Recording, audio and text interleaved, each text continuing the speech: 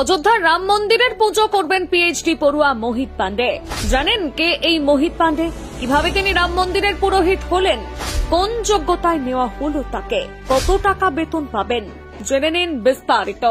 অবশেষে বেছে নেওয়া হলো রাম মন্দিরের পুরোহিত। হাজার হাজার পুরোহিতের মধ্য থেকে ইন্টারভিউর মাধ্যমে সর্বশ্রেষ্ঠ পুরোহিতকে বেছে নিল রাম মন্দির ট্রাস্ট কর্তৃপক্ষ।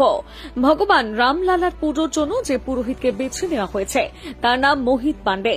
যেহেতু রাম মন্দির উদ্বোধন আর বেশি দিন বাকি নেই, তাই পুরোহিত সিলেকশন প্রক্রিয়া সম্পন্ন করে ফেলা হয়েছে।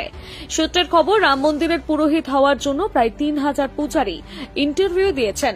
তাদের মধ্য থেকে ২০ জনকে শর্টলিস্ট করা হয়। আর এই ২০ জনের মধ্য থেকে প্রথম পছন্দ ছিলেন মোহিত পান্ডে। এখনো পর্যন্ত বাকি সমস্ত পুরোহিতকে ছাপিয়ে গিয়েছেন মোহিত পান্ডে। মোহিতের পুজো আর্চা করার ধরন এবং ভগবানের প্রতি অগাধ ভক্তিরূপ রাম মন্দিরের কর্তৃপক্ষদের আকৃষ্ট করেছে। রামলালা সেবার জন্য মোহিত পান্ডেকেই আদর্শ সেবক বলে মনে করছেন রাম মন্দিরের ট্রাস্ট কর্তৃপক্ষ। অন্যান্য পুরোহিতদের থেকেও মোহিতের মন্ত্র উচ্চারণ এবং আরতি করার ধরনও অনেক বেশি নজর কাড়া হয়েছে বলেও জানা গিয়েছে। এক নজরে দেখুন মোহিত পান্ডের শিক্ষাগত যোগ্যতা। আপনারা যদি ভাবেন মোহিত পান্ডে নিতান্তই একজন পুরোহিত, তা কিন্তু নয়। মোহিত উত্তরপ্রদেশের দুধেশ্বরনাথ বৈদ্য বিদ্যাপীঠের ছাত্র। সেখান থেকে তিনি 7 বছর পর্যন্ত সামবেদের উপর শিক্ষা লাভ করেছেন। ভাবতে পারছেন, সামবেদের মতন বেদের একটি কঠিন অধ্যায়ের উপর তিনি রীতিমতন দক্ষতা অর্জন করে ফেলেছেন। সামবেদ চর্চা করার ক্ষমতা সকল মানুষের থাকে না।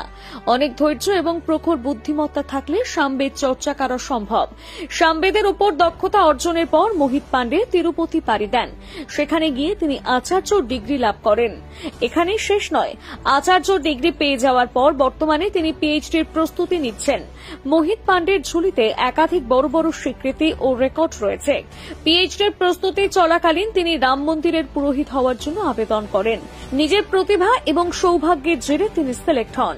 তিনি এটি নিয়ে ব্যাপক উচ্ছ্বসিত। বর্তমানে মোহিত পান্ডে সমেত শর্ট লিস্টেড হওয়া বাকি ১৯ জনকে রাম মন্দিরের তরফ থেকে ৬ মাসের ট্রেনিংও দেওয়া হচ্ছে। রাম মন্দিরের পুরোহিত হওয়ার যোগ্যতাগুলো কি কি একবার তাও জেনে রাখুন। রাম মন্দিরের পুরোহিত হওয়া একেবারেই মামার বাড়ির আবদার নয়। যথেষ্ট পরিশ্রমী এবং জ্ঞানী গুণী হলে তবেই রাম মন্দিরের পুরোহিত হতে পারবেন। রাম মন্দিরের পুরোহিত পদে আবেদন করতে চাইলে আবেদনকারীর বয়স ২০ থেকে ৩০ বছরের মধ্যে হতে হবে। প্রত্যেক আবেদনকারীকে শ্রীরাম নন্দনীয় দীক্ষা দিতে হবে। প্রত্যেক আবেদনকারীকে সঠিক এবং স্পষ্টভাবে মন্ত্র উচ্চারণ এবং ভক্তি ভরে ভগবানের আরতি করা জানতে হবে। আর অবশ্যই আবেদনকারীকে গুরুকুল শিক্ষা পদ্ধতিতে শিক্ষিত হতে হবে। অর্থাৎ কোন সাধারণ স্কুল বা কলেজ থেকে পড়াশোনা করলে চলবে না। পুরোহিত হওয়ার শিক্ষা প্রতিষ্ঠান থেকেই শিক্ষিত হতে হবে। এই সমস্ত যোগ্যতা মোহিত পান্ডের মধ্যে রয়েছে, এমনটাই মনে করছেন রাম মন্দিরের ট্রাস্ট কমিটি। পুজোয় নিয়োজিত প্রাণ, কম কথা বলা মোহিতের মধ্যে একজন দক্ষ পুরোহিত হওয়ার সমস্ত গুণাবলী রয়েছে।